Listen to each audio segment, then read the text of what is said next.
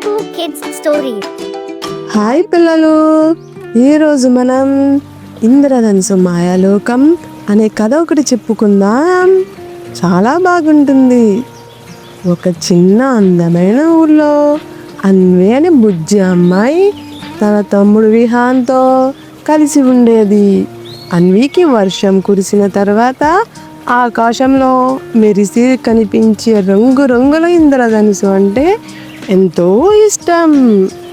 అక్క, ఆ ఇంద్రధనుసు దగ్గరికి వెళ్ళి చూడగలమా అని అడుగుతాడు అన్వి తమ్ముడు విహాన్.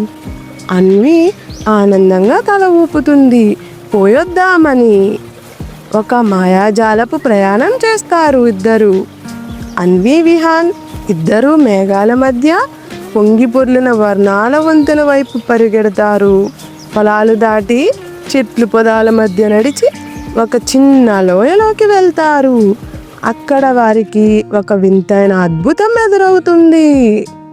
అందంగా మెరిసే ఒక బంగారపు తట్టె కనిపిస్తుంది.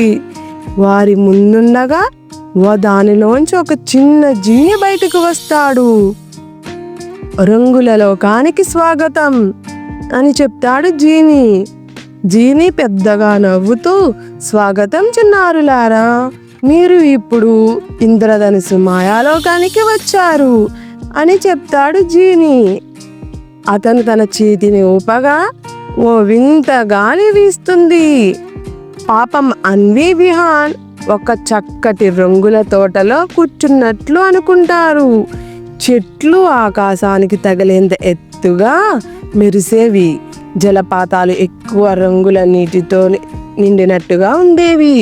పూలు సంగీతం పాడినట్లుగా ఊగేవి. ఇక్కడ అన్ని రంగులుగా ఎందుకో తెలుసా అని అన్వి ఆశ్చర్యంగా అడుగుతుంది.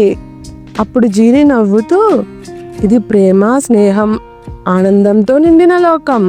ఇక్కడ ఎవ్వరికీ బాధ ఉండదు, అందరూ సంతోషంగా ఉంటారు అని చెప్తాడు.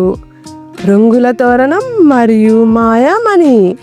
అన్వి విహాన్ కొత్త మిత్రులతో కలిసి ఆడుకుంటారు. రంగుల ఊయలపై ఊగుతారు. మెరుస్తున్న నీటిలో పడి చిందులేస్తూ ఉంటారు. తర్వాత జీని వారికి ఒక మాయామణిని ఇస్తాడు. ఈ మాయామణి మీ గుండెల్లోని ప్రేమకు ప్రతిబింబిస్తుంది. మీరు ఎప్పుడైనా ఇక్కడికి రావాలనుకుంటే మీ హృదయంలోని ఆనందాన్ని నమ్మండి, అది మీకు దారి చూపిస్తుంది. అన్వి విహాన్ ఆనందభరితంగా ఇంటికి వస్తారు.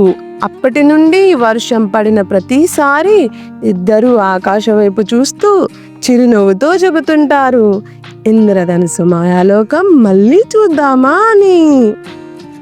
ఓకే పిల్లలు, ఈ కథ మీకు నచ్చిందా? మీరు చెప్పండి, ఇంద్రధనుసులో ఎన్ని రకాల రంగులు ఉంటాయో. ఓకే, బాయ్ పిల్లలు. నెక్స్ట్ వీడియోలో ఇంకో కొత్త స్టోరీ చెప్పుకుందాం. Please like, share and subscribe.